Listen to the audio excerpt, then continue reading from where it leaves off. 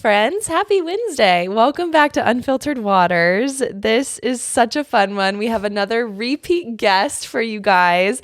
He was one of our first ever guests on Unfiltered Waters, so it brought back all the memories to have him on again, but especially getting to do it in person. This is another one of our incredible interviews we were able to do from Austin, from the University of Texas pool deck, and I am talking about none other than Carson Foster himself. Probably going to say this, one of the highlights, I won't say the highlight, but one of the highlights was we asked Carson if we could meet his new puppy, Gus, and of course bring his wife, Meredith, as well so we could see her. And Meredith stopped by the pool with the puppy, and it just made my entire life seeing Carson as a husband with his wife and his puppy. Baby. And it's just like their little family. And it just, melted me. Melted. But we definitely had a lot to catch up on since Carson has been on here last. So obviously he won 2 medals in Paris, a silver in the 4x200 freestyle relay and a bronze in the 400 IM, an amazing showing in the 200 IM as well. And then competed in the short course world championships in Budapest, where he won a silver medal in the 400 free and then contributed to a world record-breaking 4x200 freestyle relay win. So he has just been having an incredibly successful few months, and it was really amazing to sit down with him and hear how things have been going, because on top of all of that, they had the wedding, they had so much going on the personal side as well. So it was amazing to hear and see him light up talking about all of these things.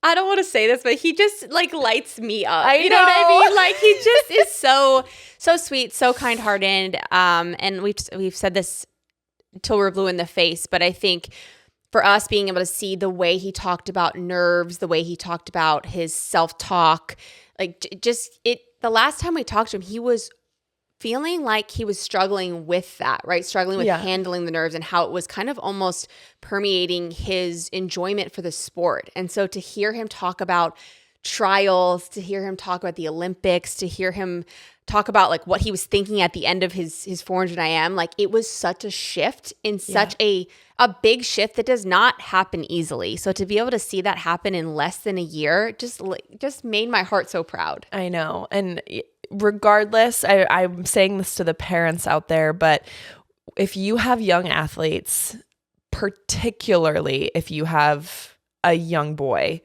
I cannot imagine a better role model than Carson Foster. 100%. Like for someone who is so successful and yet so open and has this, like understands the strength in being honest and talking about the things that he's working through. And so he is just, I think, a very rare and special person. So I just highly recommend this interview if you are a parent listening, if you have young athletes regardless, but especially if you have young boys. I just think that Carson is gold standard when it comes to someone that you can really look up to, and listening, you hear all of that in his answers because they're just so authentic and so real, and that's how he's always been. And of course we have so much fun with him too, and talking about the favorite moments from the wedding and things like that, and the big change in having Bob come and what that's been like, and bringing the new training group in and the intensity of that and how he deals with that and whether or not he thrives off of it, or it's really amazing to see how well he's doing and to see how much more there's left that he wants to do. So it's going to be so fun. I always like end an interview with him and I'm already excited for the next time we get to talk to him. So same time next year, because you're going to have even more updates. But and it was really cool to hear him talk about he's a definite for the next 4 years and being in it. And he's so amped about it. Yeah. He's so excited. And so you always want, for these athletes who are, he's been in it for a minute. And so to hear that he's in a place where he's like, oh no, like I'm excited, I'm ready to rock, like that just amps me up too. Yeah, it's so true. Yeah. All right, you guys, you'll be smiling all the way through this one. So here you go. Here is Carson Foster.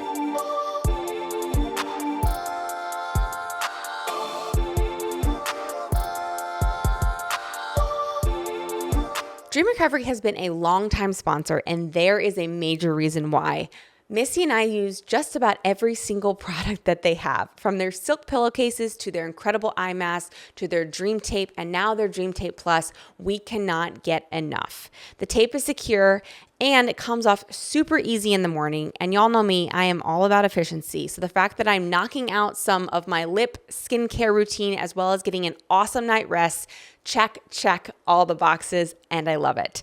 The benefits of mouth taping are really extensive, and since using it in the last year, I have fallen asleep faster, increased my REM sleep, aka the ability to recover well, and found myself waking up just so much more well rested. If you're nervous, I get it. They have their Dream Strips, which is just a smaller one, but just as effective to allow you to experience the incredible benefits. So in this busy world, why would you not take such an easy step to optimize your life? So we've got a special code for you. It's code Unfiltered to give you 30% off your first order or 50% off your first subscription of Dream Tape or Dream Tape Plus. Sleep well. Carson Foster, welcome back to Unfiltered Waters. Thank you. It's fun being here in person. I know. Yeah, I mean, that was literally October of 2023. Mm-hmm. A lot has happened. A lot has happened. Has happened. We have lots to cover. Yep. I'm excited. Awesome. Yeah, I mean, I stopped you. I basically shushed you from talking because you were like talking about this morning and you guys prepping for some big meets coming up. Obviously, NCAA's is coming up for Texas. Talk to us about practices right now, the team, how things are going. Yes. I mean, so the last time I talked to you guys, it was a completely different everything at Texas. So this whole year has been a lot of fun. It's been, just about everything has changed, except for the culture and all the good stuff behind the scenes, which I'm very thankful for. Bob and Eric and Trevor have done a great job with that. But practices are hard, especially in the pro group. It's kind of, we swim through a lot of these college meets, but it's fun practicing with the college team. I feel like it keeps me involved. It keeps me focused throughout the season because I kind of get to be on their schedule a little bit. So, but it's been a lot of fun. Super hard though. That's awesome. Yeah. So fun. So we're going to talk, obviously, a lot of swimming.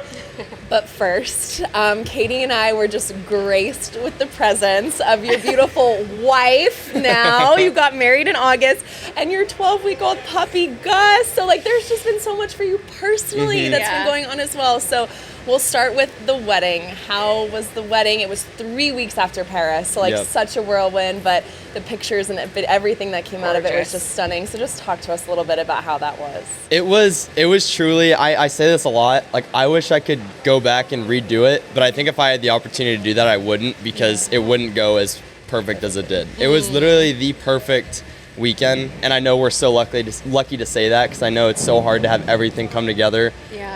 But Meredith's family did an incredible job, just hosting everyone, bringing everyone into Cincinnati, and we got to show our college friends where we're from and have everyone there. And so to have all of our friends and just the night itself, the wedding night, it was beyond perfect, best night of my life by far. And yeah, it was just, I wish I could go back, but I wouldn't do it because it was so perfect. I'm going to petition, though. So I said the same thing after my wedding, and we'll be 10 years in August, and we are redoing the whole thing again. Oh, nice. So now I'm like, I guess I can't live up to the first day, but I feel like so many people do say what you just said, it's the best night ever. All our friends from every walk of life is there, and then you don't get to repeat it. So just think about that in 10 years.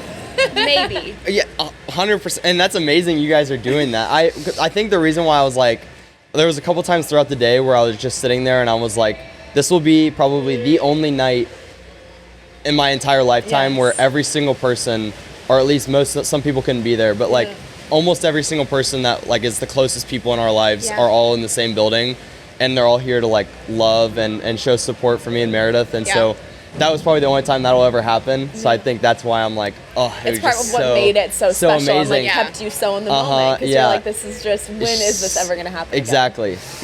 Yeah. Oh, and then enter Gus. Yep. And then enter second greatest day of my life. the day we got Gus.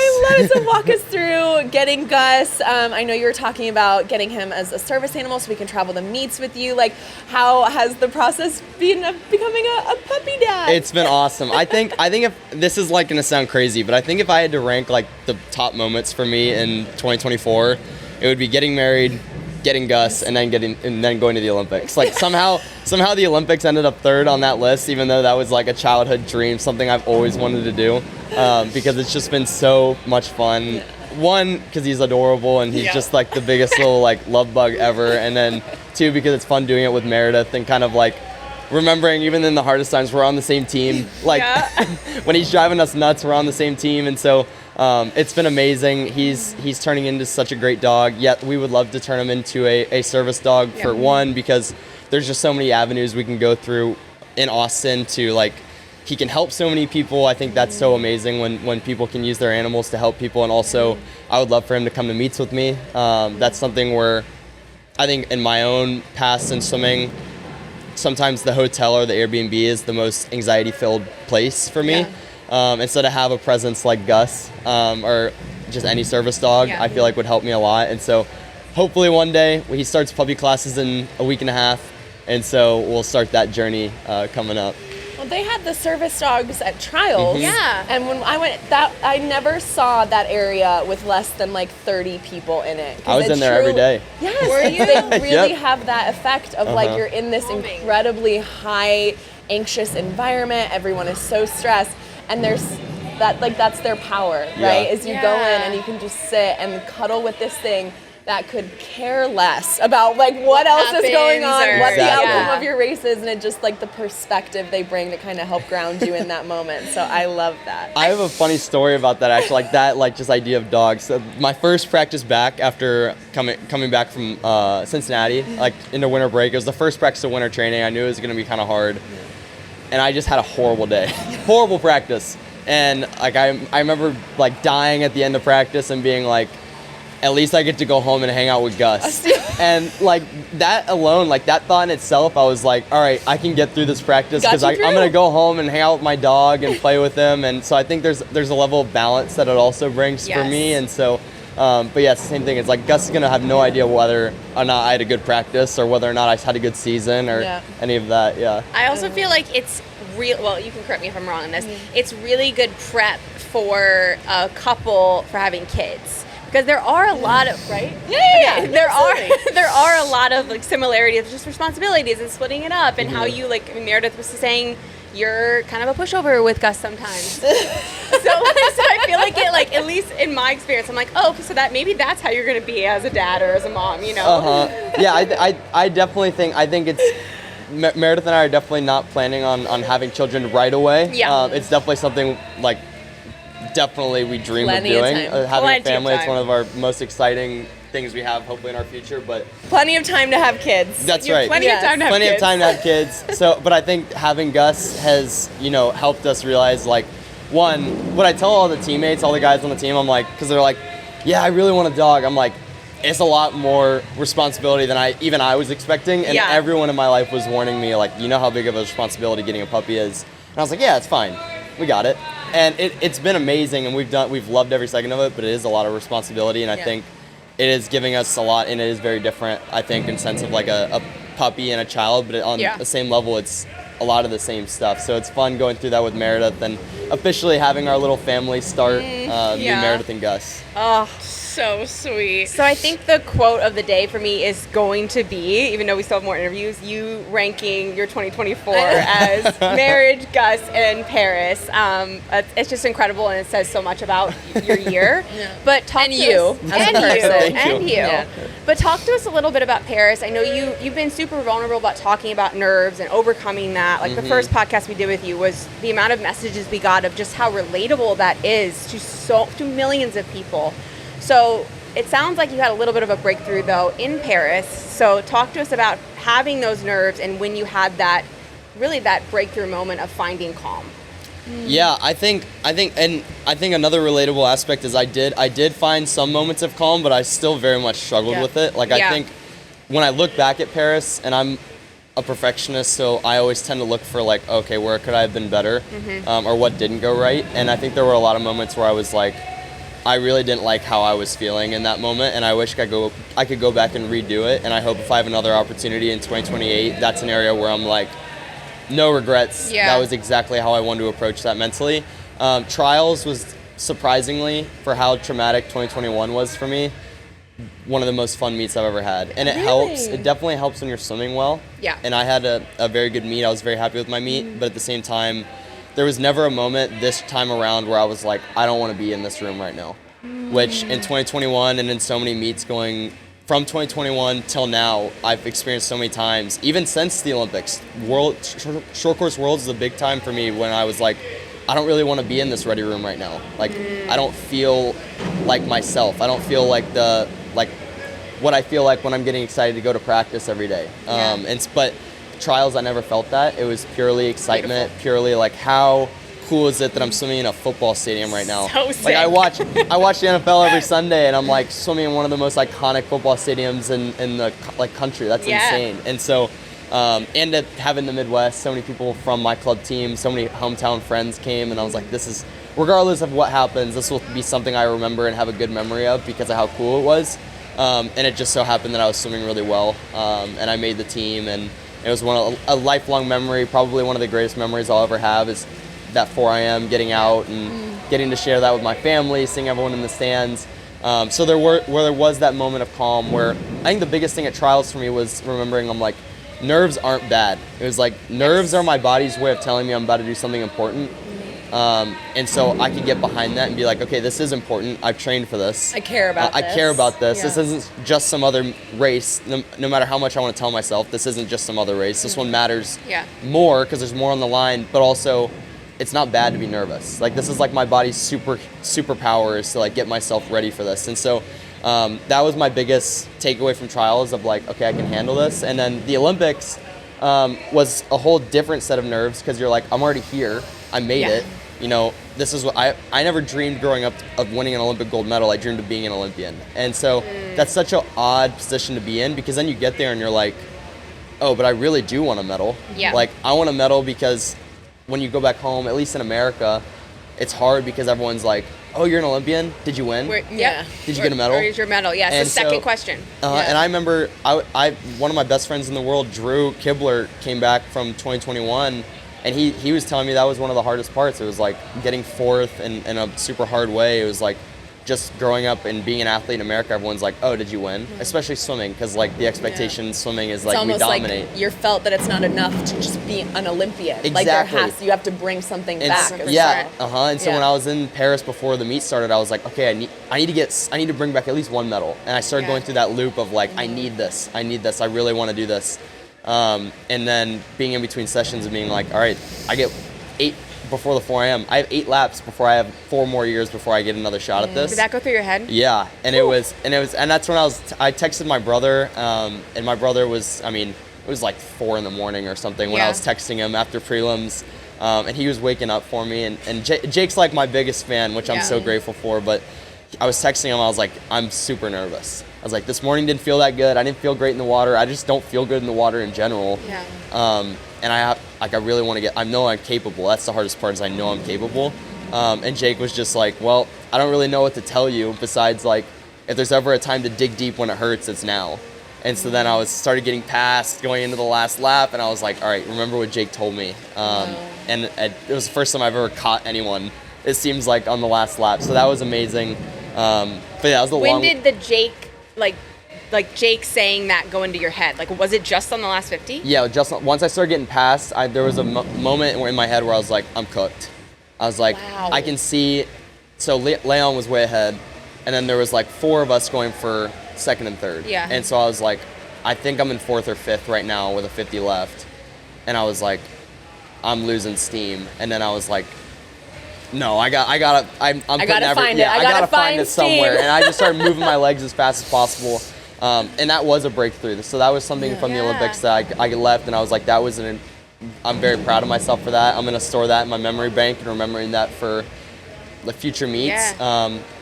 But yeah, there were other parts of the meet where I was like, I don't know if I'm comfortable in this situation. I don't know if I like being in this situation.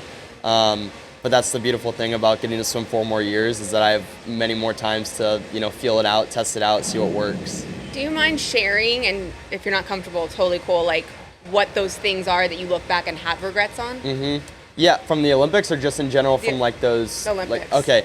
Yeah, so I remember being,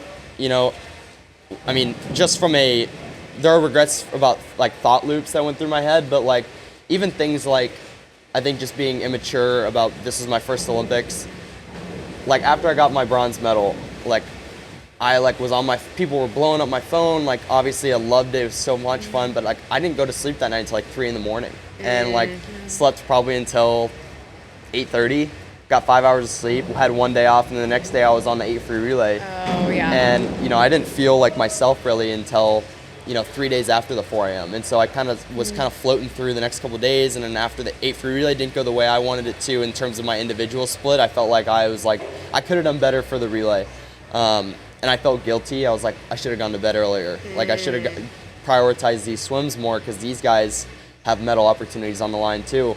So I think there's regret about that, and that was a really big learning moment for me. And then just being in the ready room and like forgetting like, all these guys in the ready room are also thinking Carson could win a medal here. Carson's going to be hard to beat. I was sitting in the ready room. I'm like, he's going to be really hard to beat. He's going to be really hard to beat.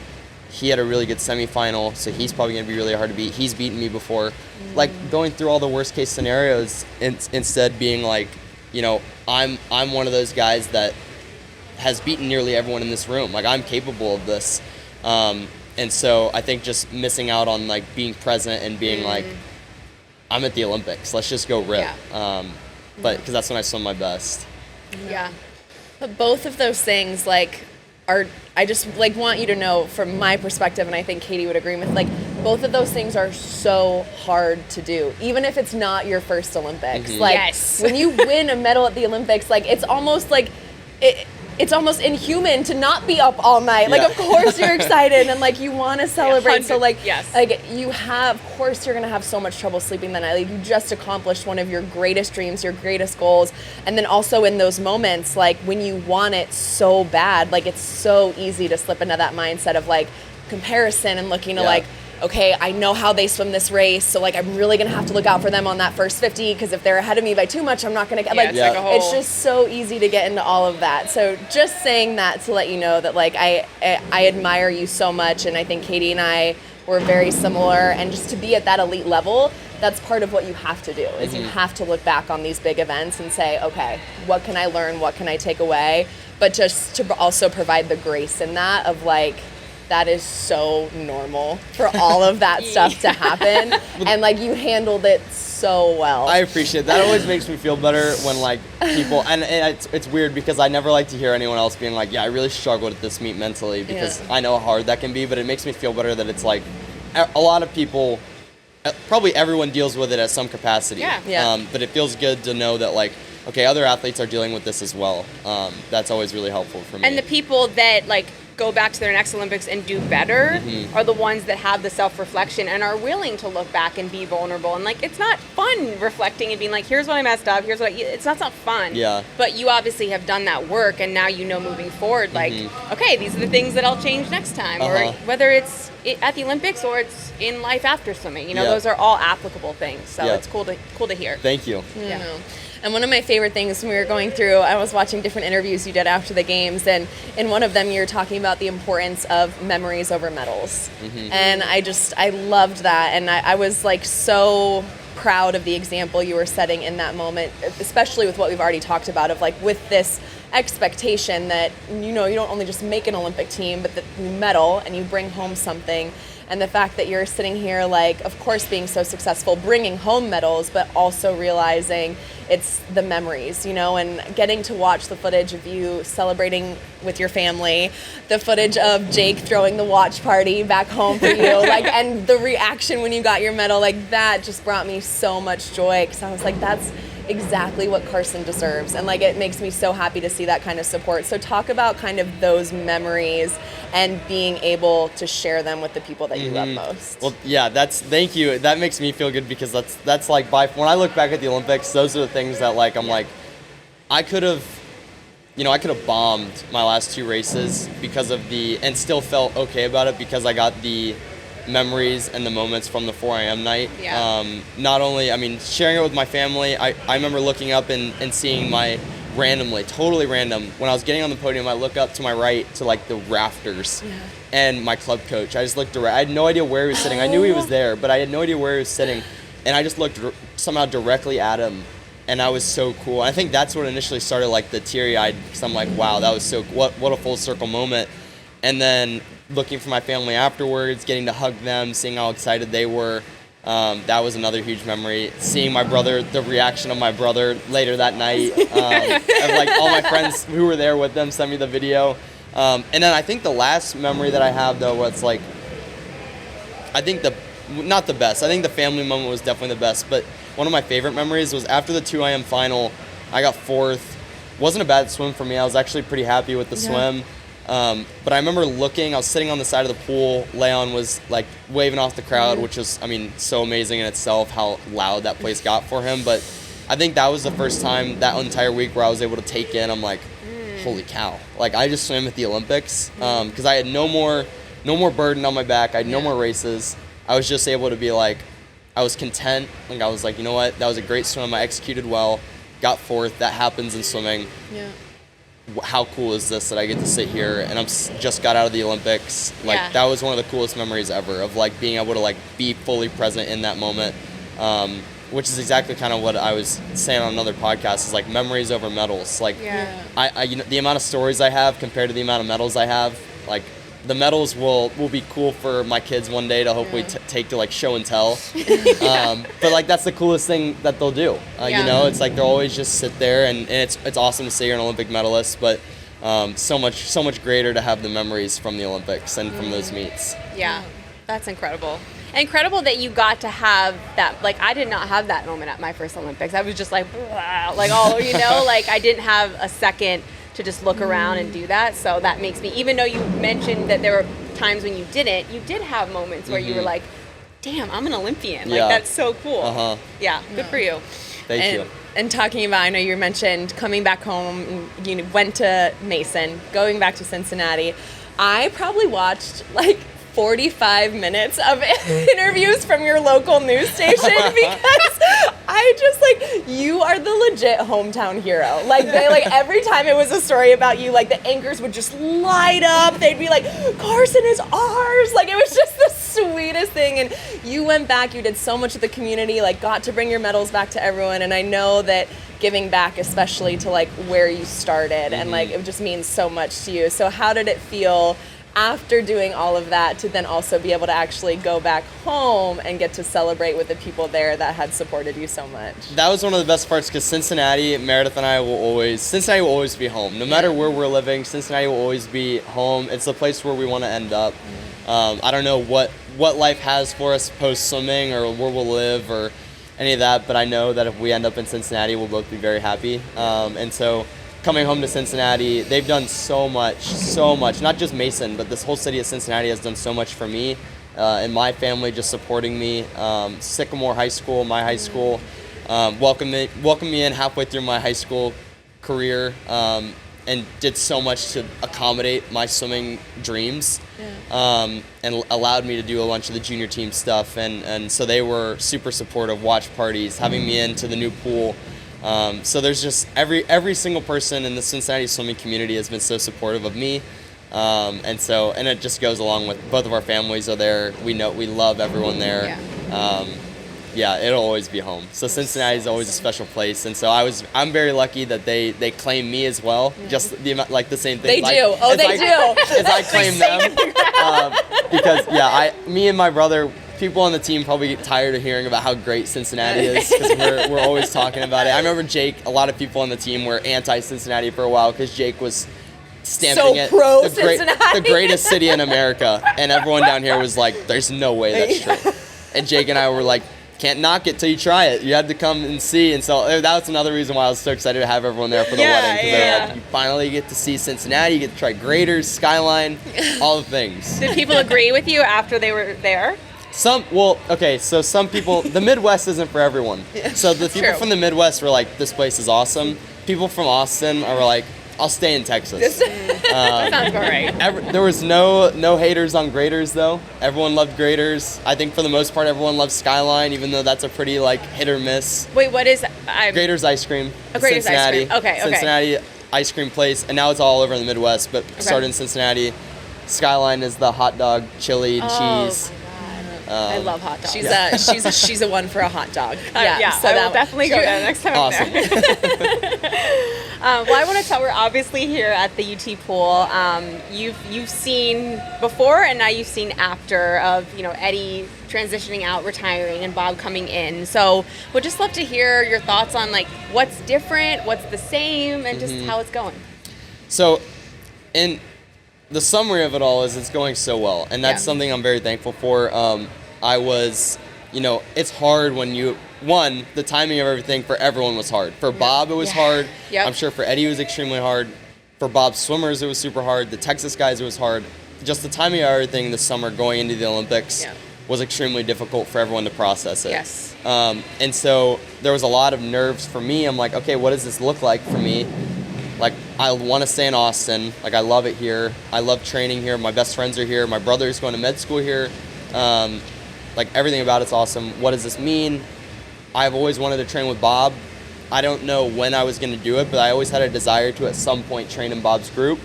So it was like luck of the draw for me. I was like, I get the best IM coach, probably like best coach in the world right now to come and train me going into this next quad. But it is scary going into a new coach and like not having that relational capital that you have with your old coaches.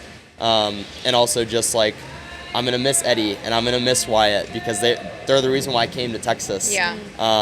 But going forward to this season, Bob has done such a great job at keeping Texas, but also making sure and I remember when his first meeting, he was like, I'm not going to try to be Eddie because no one can be Eddie.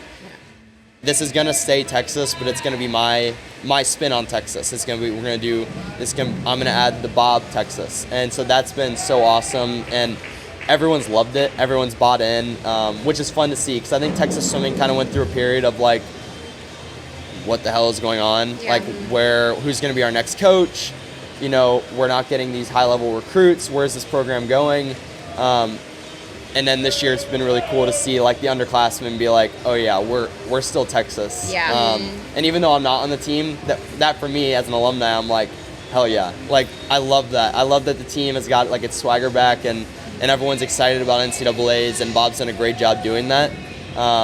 And I've loved getting to know Chase better. And that's been a fun aspect of like someone who I've trained or I've raced against my entire career, who used to be someone who I was like, I still do look up to him a lot, but I was like, this is the guy to beat in my event. And then he, taught me so much about the event, how to compete at the international level, and now I get to train with him every day and kind of become friends with him. It's been a lot of fun. So there's just so many great aspects to it. It is very hard. Training's not completely different, but very different. And so that was a learning curve. Going into taper meets now is a little bit different because you're like, okay, what works? It's going to take a little bit of time for Bob to figure out what works best for me. And me to figure out, okay, how do I respond best to Bob's training? So there's still some aspects where I'm like, this is a little scary, but all good things. There's been no complaints from my end so far. Yeah, that makes me really happy to hear. Yeah. Our sport deserves more fun competition. But let's face it, swim meets can be long, boring, and really hard to organize. The result is that swimmers don't compete and play long enough in the sport. That's why 75% of swimmers quit before they turn 13. Swimmingly is on a mission to change this. And we think you might be too. You just haven't had the right tools until now. Take a year-round team in California, for example. In this region, teams struggled to host meets due to limited resources and volunteers. No one could organize competitions, and it was really overwhelming. That's when they found Swimmingly. The mobile-based platform replaced clunky systems, making meets simple. The ease of access was huge, the team owner said. Parents didn't need training. There was no complicated equipment. It was just phones, and it worked. Now they run meets with one admin, speeding them up, creating more racing opportunities, and generating more revenue. Most importantly, it helps swimmers compete, grow, and love the sport.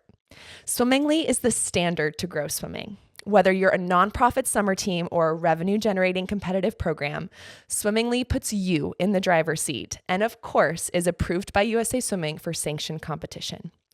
Optimize your swimming program by taking the 1-minute quiz for free at swimmingly.app/quiz. Be the hero our sport deserves today.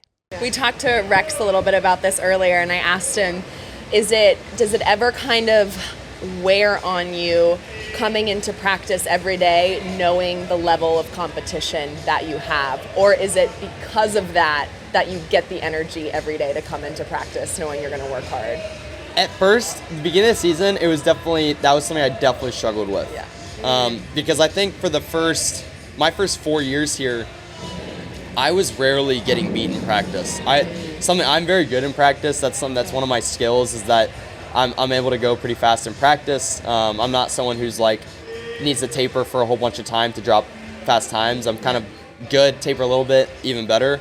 So I've always been pretty good at winning sets. And then this year, it's like bringing in QB, one of the world's greatest backstrokers ever, Rex, the fastest 500 freestyler ever. Everyone else who's getting so much better. We've broken so many school records this year, so everyone's improving. So it is a lot harder to win. And I think at the beginning of the year, I was like, my ego was hurting a little bit because I was like, what's going on? Yeah. Like, how can I not win? Is it me? Am I going slow? Is all these people getting better and I'm not? Like, what's going on? But I think it's helped me learn to lose, which I think is going to end up being a superpower at the meets, because I'm like, I can lose in practice or I can lose in a meet and my life is still the same. My life is still great. Gus is still there at the door. Gus is still there. Meredith's still there. And so I have no fear of losing. And I think I've gotten practice day in, day out, whether I like that or not, of being like, that's just reality. You're going to lose sometimes. And I think that's going to help me become comfortable with it. And then, but on the other half of that, I'm like, I love getting to come in. Mondays especially. Monday practices are so hard. There are color sets. But that's the practice where I'm like, I get pushed the most, because Rex is the greatest color. He did say that. He did say that is his strength. Yeah. Like, what makes him so good? Just like he just can hang forever? Well, he just takes I don't know. I honestly don't know. There's been times where I'm like, maybe I'm bad at this, but then I'm beating everyone else, or most of the time, and so I'm like, this guy is just like Michael Phelps on color set. And so I'm like, and everyone will say, if you ask everyone, they're like, who's the best color set? It's Rex. But okay, tell me more about that, because the way Herbs had set it up, John Urbanchek, for people who don't know, like, it was done by the results of your test set, and then you had specific paces that you were supposed to hold from the test set. Has that changed? I remember doing that at a national team camp back when I was in high school. Yeah. I went to the OTC and we did something like that. As far as I know, it's just based on heart rate, unless I've been doing it wrong. It's supposed to be, but like Bob and like people just started doing like, hey, you do 10-300's best average, then here's your pace from that. But it makes me happy to know that that's Urbanchek's original way to do it. I just have never done it that way before. So I'll give you, there was like a set at the beginning of the year where we always start at white and then pink, then red. Yeah. And like Rex's, we were doing 300s. I don't know how many 300s we did, but it was like, maybe it was like 3 300s white. It was like the 4th week of the season. 3 300s white, 2 300s pink, 1 300 red. On the whites, he's probably going like 249, 248. Pink, he was probably like low 240s. And then on the red one, he was like 227. And I remember finishing to the wall, and I was like, when I was swimming, I was like, I went like a 232, which is still, for me, I was like, that was like one of the best swims I've ever had in practice. And during the swim, I was like, what is going on? Like, you're like, I'm doing horrible. But that's been one of the best parts of like seeing Rex and his development, and also like you guys talk to Rex, like he's impossible to like not like. Yeah. He's just a funny, soft-spoken, really nice kid. Yes. Such a sweetheart. that's been really fun, and he makes me better, obviously. Yeah. And so it's been a lot of fun. But I think to bring it back to the original question, that has now been something where I'm like, I'm excited to go race at practice. And so that's something where in the future I'm like, if I can eventually consistently, because I've had glimpses of it, if I can consistently bring that to meets, I can swim forever because I love swimming. Yeah. It's the part of swimming where I really struggle with and don't like is when I'm like, I'm scared to lose. Yeah. And I hate that feeling. And so being able to bring the energy and the excitement I have from practice into the meet, like that's going to be a game changer hopefully for me. That's going to be a superpower. Yeah. Yeah. I love that. You've mentioned we're start of a new quad. When you look at the next 3.5 years, I mean, how much thought have you put into what that's going to look like, and what are you envisioning for yourself? What goals do you still have for yourself as we head into LA 2028? So yeah, I'm lucky enough. I mean, I'm so grateful that I signed with Mizuno back in 2023 to a 2023 to a 5-year deal, 5.5-year deal. So I get to swim through 2028, and I feel very blessed to be able to do that. Where it's not after the 2024 Olympics, it was not an if, it was when, when I get to continue swimming. And so I'm very grateful for them. And so obviously I've thought about, the whole quad in itself. I know some people are going year by year. Yeah. I'm lucky enough where I get to focus on the quad itself. And that's the other thing about Bob is like, since I have a new coach, I have I have limitless possibilities for what is possible. Yeah. Which for me is really helpful because I'm like, I don't have to keep myself in this box of how well I can do, what times I can go, what events I'll swim. It's just all excitement right now where it's like, let's see this summer what I'm good at. Like, let's see what Bob's training has done for me. Let's see, how good I am at this event. Let's see how much time I can drop in all these different events. So I think there's an excitement of like, let's just see what happens with this. There's not many people that go to Bob and don't get significantly faster, and so I'm excited about that. He's obviously a great coach. But then going into 2028 and the whole quad in itself, I think the mental aspect of like loving swimming, that's something where it's like, I don't know if I'll be done in 2028. I'll be 26, so I'm kind of in that middle range where it's like, hopefully I'll be able to continue, but maybe I'll be ready to be done. Yeah. But I want to retire whenever that is, loving swimming. And so I think a big part of that is working on that mental, like I just talked about, and making sure that I'm consistently going to these meets and being excited the way I was for trials. Yeah. And so that's one of the biggest things. But obviously I still have a desire and a dream to win an Olympic gold medal. Yeah. That desire never goes away. I wouldn't come here and train as hard as I do if that wasn't a goal. And so and to be able to compete in a home Olympics, which so few people get to do, which I never really realized until we started talking about a home Olympics. It's like very few people get to do Olympics in their home country. Yeah. And so that's obviously a huge goal. And you got a taste of that with Leon and Exactly. being in Paris and seeing how they It's like reacted. a Rocky movie. I mean, Missy and I were like, this is, and you couldn't video it. Like, No. it only could be felt if Like you were every there. breath of breaststroke and the entire arena is just like, you're like, oh my gosh, this is the coolest thing ever. And so I want to be able to taste to see what that's like. Yeah. And so that's obviously a big goal. Some in another cool football stadium. Yeah. So yeah, the whole quad in itself, it's overwhelming if you look at it from a big picture perspective, but there's so many things to be excited about, at least in my eyes, that I'm like, I don't know. I'm excited. There's endless. nothing that's like, oh, I don't know about this. It's full steam ahead. That's awesome. Amazing. All right, we're gonna move. Since we interviewed you last, we've rebranded this, so we are moving into our power play. Which is still our rapid fire Nice. section. Yes, exactly. Yeah. So you go because I got you notes. Okay, so first one is the number one piece of advice you would give to a couple that's about to have their wedding. Ooh. I think it might be the advice that you and your husband gave to us. Oh my Which was like a year and a half before our wedding was like, do not leave the other Physically, person. do not leave Yeah, your like spouse. make sure you're with them, and it's hard to like hold their hand the whole time, obviously. Yeah. But it's like never let them get away from you because it is so hard. It happened like once for us because I had to go to the bathroom. Yeah. And I came out and I'm like, where's Meredith? Yeah.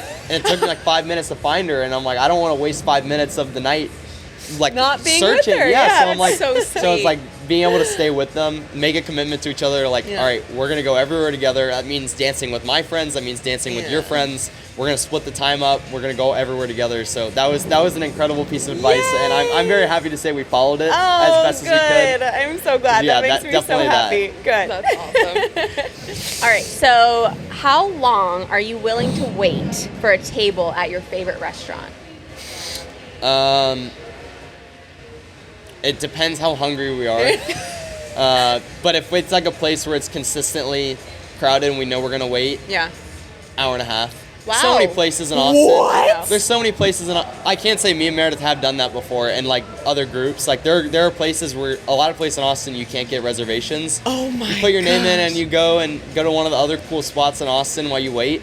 You walk I there. guess that makes sense. Yeah. Yeah. No, Yeah. which- Nope. I am. If it is longer could than walk somewhere, 30 get a minutes, drink, I am like- Exactly, goodbye. Nope. No, you're out? Okay, Nope. good to know. Bye. Good to No, absolutely not. I am a hard stop at 30 minutes. 30 minutes? Yes. That won't get you very Because far I'm in Austin. always hungry. Like there's never a time where I'm getting ready to eat that I'm not starving. It also makes sense why you're so, like, I would say of the two of us, she's like very diligent with reservations. Oh, and I'm scheduling. obnoxiously so. Like I'm like, oh, we're getting Makes dinner in a sense. month. Let me make our reservation. Makes sense though, if you're only willing to wait 30 minutes, so. She's probably great to go to dinner with though. You're like She is. walking in, the table's already ready. She is. She's already there. She already got the table. I mean, I for us. also make them go to dinner at like 5 p.m. So not. I mean, it's give and take.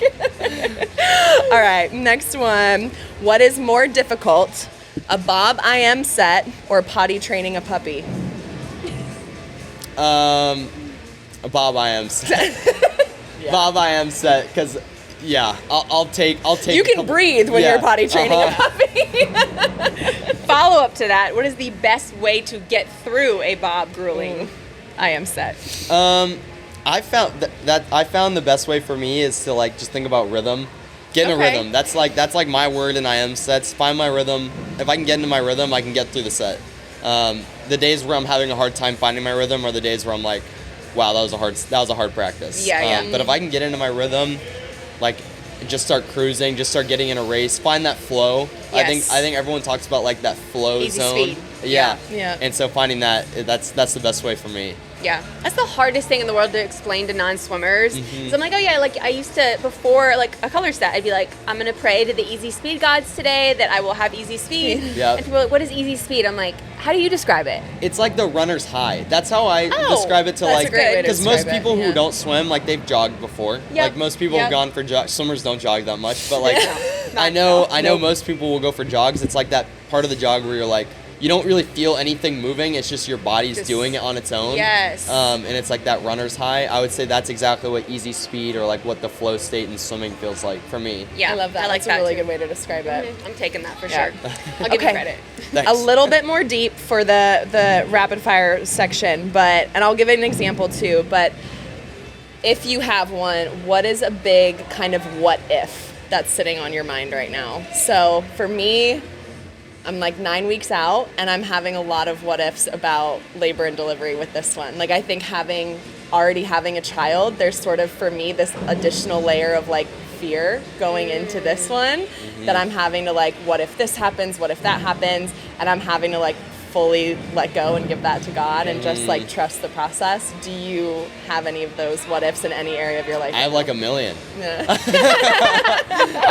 feel like I battle a different what if every day. That one's one where it's like I feel like I have that what if because I think this is probably isn't mine right now currently, but like to speak into that one like that one's such a hard one. I can imagine to like surrender and give that one up because it's like I have that right now and we don't even have plans right now to have kids. Like what if I'm not able to have kids? Like that's such a great desire of mine to like have a family with Meredith and there's obviously different avenues to go through if that's the case, but I would say my biggest what if that I struggle with, and it's definitely not as hard as yours right now, but it's like what if I never get better in swimming? And there's and I think that's because like it's just like such a big aspect of my life right now, and I'm getting better at realizing like that's a very simple what if. Like I've already had a very amazing career.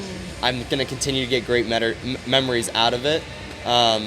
It's just gonna be I'll have to figure out new avenues to find a sense of like accomplishment from swimming rather than just going a best time or getting a medal. But yeah, that's probably the biggest one, if I'm being honest, is like, what if my best days are behind me? And a lot of people can relate to that. Everyone has that at some point, but it's like no one wants it to happen. But like our bodies aren't physically capable of producing amazing swims for our entire lives. So it's like, when is that going to come? What if it already has happened? I think it's something where I deal with a what if, but also still also trying to surrender that to God and be like, I'm excited for whatever gift is still ahead of me in swimming, regardless of what that looks like. Love that. Me So too. powerful. Okay, what was your favorite song at your wedding, excluding the first dances? Sweet. Mr. Brightside was great. That was our last one. Always a classic. That And was you ended with that? Yeah, Oh. and everyone was singing. That was the best one. I think No Hands was also another good one. Just because there were so many young people at our wedding, and so that's just like what happens when you get married young is a bunch of college kids, and so that was like Gotta put some probably hip-hop in a fan favorite. But Mr. Brightside was the best. Everyone was singing. That energy was so high. They said this will be the last song, so everyone was really going for it. Yeah. What was your first dance song? Teach Me to Dance by Jervis Campbell, Love that. the acoustic version for anyone looking it up. Definitely. It's always go with the acoustic version. Always. All right, my dear. Well, we have a feeling that these answers might have changed since the last time you were on, so we're still going to ask you the final 3 questions. First one, a moment within the sport of swimming that brings you the most amount of joy now. The moment where I got to hug my family after the bronze medal at the Olympics, by far. I may retire, and that might still be my top memory. So that was that one's going to be hard to beat. Yeah. All right, so same question. And we all know the answer. I know. I'm like, do I even know? I'm just going to ask it and then answer it. But a moment or memory outside the sport of swimming that brought you the most joy. I'll avoid the obvious of the wedding. Yeah. What will it be? That one's hard because the obvious one is the wedding. I think just random. I can't pinpoint one, but I'll give you an idea of that coming home from a practice and having absolutely nothing to do besides just hanging out with me and Meredith and Gus has been so awesome. Where it's I could do this. Obviously, I'm going to have to get a different job after swimming one day, so I won't be able to do this my whole life, but I could totally live just such a peaceful life coming home and just watching TV with me, Meredith, and Gus when Gus isn't in one of those sleepy moods. Yeah. So that I just so joy-filled in those moments. I mean, you still do that. Job is done at 5 or 6. You come home, relax, So we'll still have that. Yeah, but he won't be a little puppy and easy to hold. You're in a very special season right now. Yeah. I know. All right, and last question. Now, what is your word that encompasses something that you're working on or something that you're trying to be better at as you move forward? I was thinking about this earlier because I was like, they're gonna ask me my word again.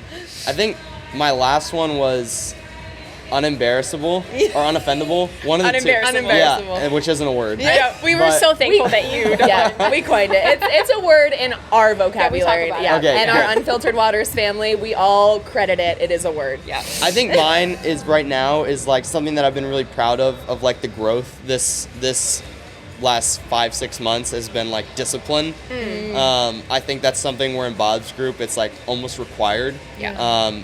And so that's been an area of growth for me where I've been that's something probably I'm most proud of is how disciplined I'm getting with the routines and even now more responsibility having a puppy and being married, you even need more discipline with your routines. And so my word right now is probably, it isn't as soft and lovey as everyone else's I've heard today, but mine's probably discipline. No, love that. Great. That's great. Well, Carson, thank you so much. It's been so cool. I said this at Golden Goggles, to have people on again, which is crazy to me that we've been doing this long enough to have people on again, but cool to just see your growth and how you talk about things, and it's been a pleasure. Thank you. Hear Well, thank you so much. Always a pleasure. And thank you again for bringing both Meredith and Gus to pre-podcast, so we got to see them and love on them too. We just love you all so much. We love you too. I hope if we do a third one, Gus will be a full-blown adult puppy. Yeah, and he'll be service trained so we can sit right here the whole time. He'll have his vest and A little bed here. If I travel to you guys, we'll bring Gus on the plane and have him on the. Yeah, hopefully.